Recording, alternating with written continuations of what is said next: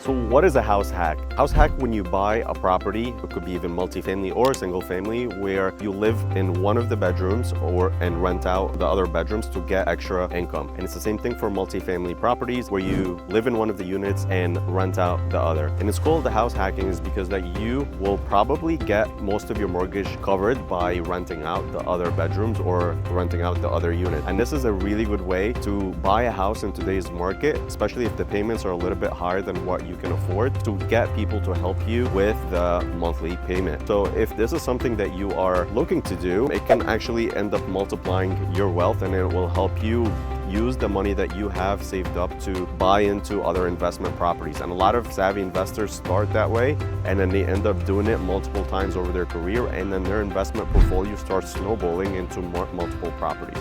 So if you're looking to buy any investment properties or any real estate altogether, or even sell, make sure that you reach out to us.